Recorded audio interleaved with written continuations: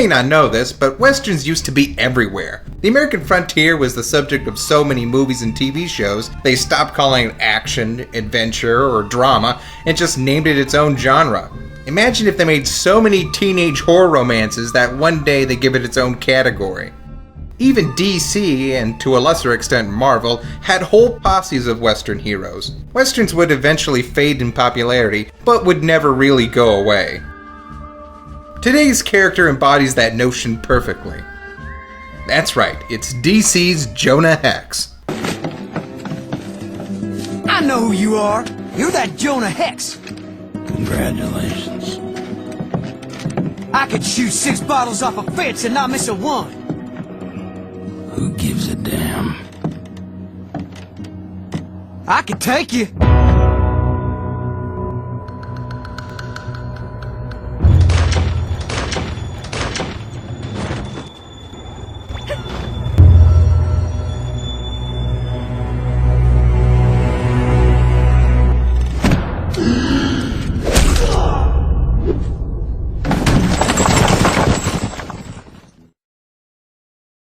Now, like most comic book characters that have been around for 50 plus years, there's a lot of history surrounding Hex. But basically you can break up his career into 4 distinct periods. First we have his arrival in 1971. In many ways, Hex was a character between worlds. He was a Western hero, much like the ones that replaced superheroes at the tail end of the golden age of comics. During the 50s, most popular titles were pulp horror, comedy, and due to the popularity on film and television, westerns. However, that was 20 years ago. Superheroes were now taking center stage again, and Jonah Hex would have been considered a relic, if not for one thing. Speedy was addicted to heroin, and in 2 more years, Gwen Stacy would be dead. Events observed by many as the end of the Silver Age of comics and the start of the Bronze Age. Times were getting grittier, conditions in which Jonah Hex thrived in. Audiences were ready for something that was familiar, but at the same time had a radical spin to it. He was a man that lived by a code of justice and honor, but never hesitated to play judge, jury, and executioner at any given second to fulfill that code, by any means necessary. Hate to interrupt my own thoughts, but when he was a child, funny story, his alcoholic monster of a father sold Hex to a tribe of Native Americans for safe passage, a couple of fur pelts, and whiskey money.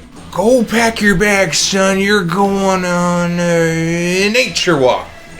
That's it. Luckily, Hex managed to save the life of the chief, who then adopted him as his own son. Naturally, this did not set well with the chief's real son, who tried to kill Hex on more than one occasion. This rivalry didn't end until there was a death match between the two. Up to his old tricks again, the chief's son sabotaged Hex's tomahawk, the only weapon they were allowed to fight with. But that rule didn't stop Hex, who could see this was another trick, and took out a knife and killed the chief's son. Good news is that Hex won. The bad news is that because he had no proof that his weapon was sabotaged, he looked like the cheater. As punishment, he was banished from the tribe, but not before they took a hot tomahawk and pressed it against his face. Oh yeah, and there was a civil war in there somewhere. Shortly after that, Hex became a bounty hunter. Seemed natural. His tough upbringing made him one tough SOB that could track down, capture, or kill almost anything. And despite being blind in one eye now, he was still one of the best sharpshooters in the West. I may have a burnt face, but that doesn't mean I can't fight crime. Take that, crime, you shit! His weapon of choice? Any weapon. He's even been known to carry a tomahawk around. You'd think he'd be nervous after what happened to him, but I guess he saw how effective it is. You wanna know how I got these scars? My father was a drinker and a fiend. As hinted at, Hex is also known for wearing a Confederate uniform from his time as a soldier, beside him being on more of a matter of geography at the time than moral ideology. Let's review. We have a guy running around with a nasty facial scar known as the Mark of Evil, and a Confederate uniform. So much like Batman, Hex garnered an infamous reputation that proved very unnerving, not only to the criminal element, but just anyone in general.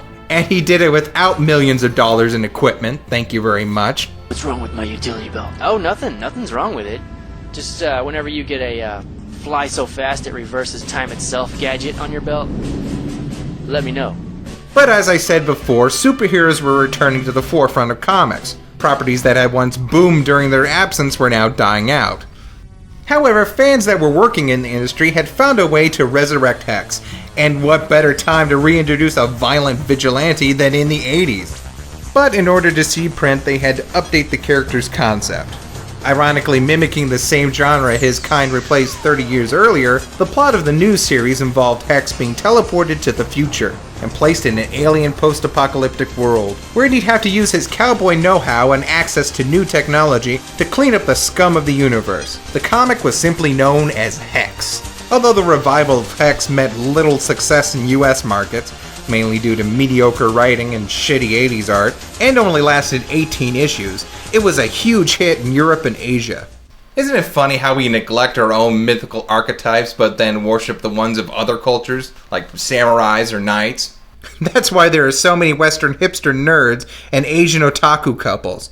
Each one thinks the other one is going to grant their baby superpowers. Anyway, the success of the UK market spawned several limited series of Jonah Hex under DC's Vertigo label in 2000, all of which found a great following and would later be reprinted as graphic novels. But once again, there were radical changes. Although Hex himself was placed back in his element, the Wild West, he didn't deal with bandits and rustlers and corrupt local authorities as much as Lovecraftian horrors, such as giant monsters, spirit people, and human-animal hybrids. These titles became very popular, and once again Hex had managed to break the bonds of his genre and take a bold step into such company as then contenders Constantine and Hellboy. I could have told you that. Finally, we come to the modern age of Hex. He's now up to his 70th issue in his third core series. However, he's more known today for making a lot of cameos and crossovers in other titles. In the greater DC universe, it's been documented that Hex did die at some point in his own time period. His corpse was then embalmed and made part of a traveling carnival. People always did want to pay money to see Hex dead. Then another time-traveling DC hero, Booster Gold, eventually found Hex's corpse. If you're not familiar with Booster Gold, he's not only a hero, but also something of a glory hound and opportunist. So when he found Hex, he displayed him in his gimmicky superhero-themed restaurant, Planet Krypton. Because I would love to sit next to a corpse while eating my overpriced Super Manicani. That is until the events of DC's Blackest Night.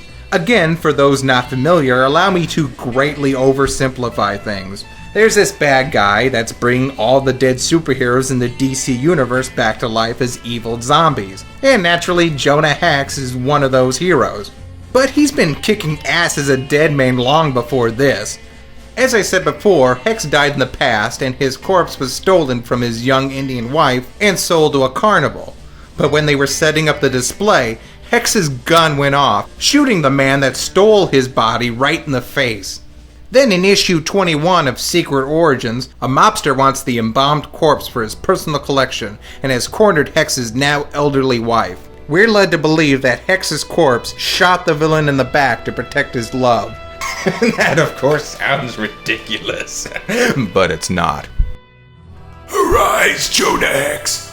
Arise and do the bidding of Ned! Shut up already, I'm up. Shoot, I've been killing people as a dead man long before you showed up, so why don't you stop flapping the gums you ain't got?